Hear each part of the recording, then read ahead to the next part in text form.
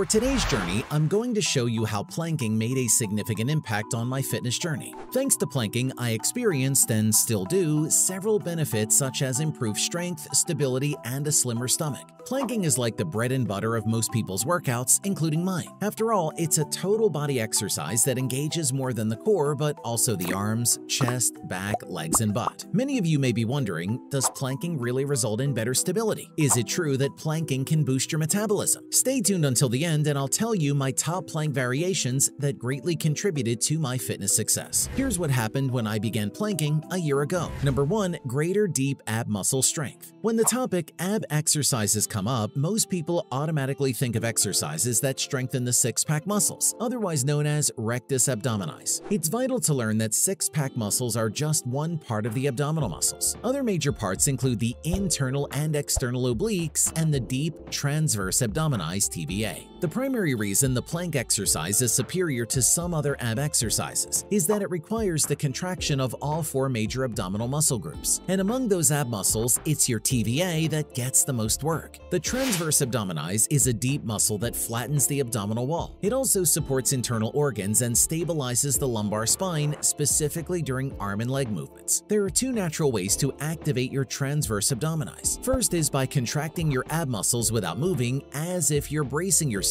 to get punched in the stomach. Second is by contracting your ab muscles while attempting to pull your belly button toward your spine. Planking involves those two movements, thus effectively strengthening the often neglected deep ab muscle group. It isn't just your ab muscles that get positively affected. The same goes for your core strength too. Number 2. Improved core strength. The core is like a groundwork muscle of the body, and planking is a great way to strengthen it. Contrary to what some people believe, the core consists of more than just the abdominals. It also encompasses your obliques, spinal stabilizers, shoulder musculature, back musculature, and hip musculature. In short, a stabilized core leads to improved function of the legs and arms. Planks work out all muscles of the core. All those muscles must contract and work together to hold your body in place and maintain a proper form. Ultimately, it leads to enhanced core strength, which then improves your day-to-day life. Speaking of stability, another benefit I got from planking is having many more stable shoulders. More on that coming up. Number 3. Enhanced isometric strength. The plank is a basic example of an isometric exercise, meaning it involves the contraction of muscles without movement. When planking, all the muscle groups involved contract and hold at a certain angle or position. Isometric movements like planks develop your strength. On the other hand, planks are less effective at muscle growth because the muscles aren't moving and aren't getting muscle damage associated with the exercise. However, planks can also stimulate the brain to recruit more muscle fibers for a given isometric action and can aid in developing muscle endurance. Lastly, planks have helped me in building strength and ability in my other muscles, such as my arms, shoulders, quads, hips, and glutes. Another benefit that comes with planking is, number 4, increased overall athletic performance. The muscular system works in sync. For instance, isolation exercises like bicep curls require recruiting and stabilizing the core muscles to isolate the targeted muscle group. The core is responsible for coordinating both the upper body and lower body. Everyday activities like walking require coordinated arm and leg movements, two major muscle groups that are connected to the core. Walking might look simple, but if you consider all the muscles and joints necessary to perform this movement, you'd be surprised by how intricate and complex the process actually is. The good thing about planks is that when done regularly, it also enhances one's athletic performance. In my case, I achieved better body awareness, coordination, and stability, all of which are essential variables in my athletic performance. Number 5. Greater shoulder stability. The shoulder joint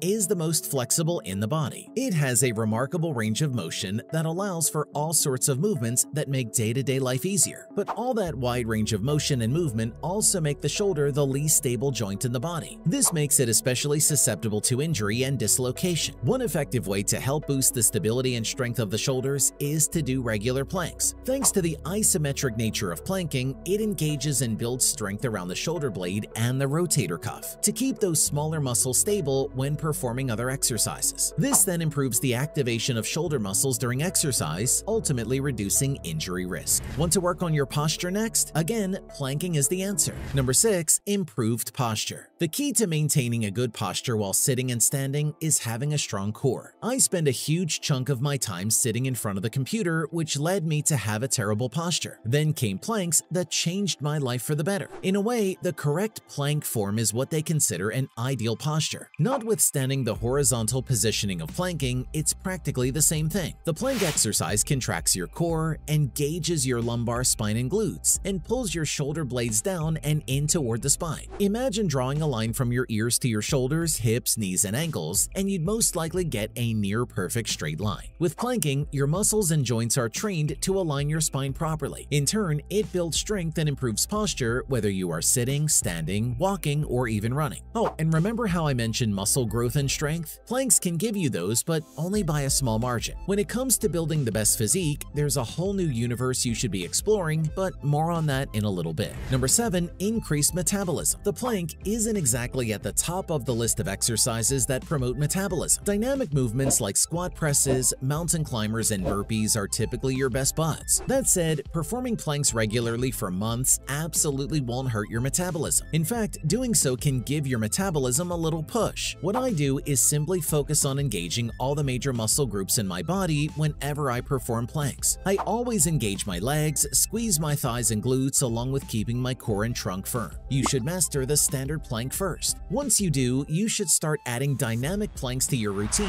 to promote more muscle engagement and calorie burn. Having a faster metabolism is the goal of many. Meanwhile, others are more concerned about getting a slimmer tummy. If you're the latter, planking can also help you with that. Number 8. Flatter stomach. Many people think that ab exercises like planks are the key to sculpting a slender stomach. The thing is, abs exercises and planks alone may not lead to your dream svelte tummy, but that isn't to say that doing planks is useless. You can still see results, but not as drastic as you get with the right combination of exercises for targeting belly fat. Still, many plank challengers have reported good results from their planking journey. I can attest to this because I definitely got a flatter stomach by the end of the 2-month mark of my daily plank challenge. Of course, I didn't suddenly get more defined abs or anything like that. There was a notable change, albeit not significant. Before you get started on your planking routine, you must first learn how to do a plank. Learning the correct and safe way of planking not only maximizes the benefit of this exercise, but also reduces the risk of injury. There are 3 parts to doing a proper plank. Number 1, the first part is getting into the position. To start, press your palms firmly into the floor and press up from your foundation, widening your shoulder blades until they are as far apart as possible. Think of the back of your neck lifting toward the ceiling while keeping your neck lengthened forward. Remember not to look down and not to let your shoulders scrunch or shrug up toward your ears. Your arms should feel engaged but still comfortable. Aside from your abs, your legs should feel a little burned too. If they don't, push back through your heels and push the balls of your feet into the floor. Engage your thighs and squeeze your butt muscles together to activate your lower body muscles. Additionally, keep your booty nice and low during a plank, not lifted toward the ceiling. Your body should look like a straight line, not a triangle.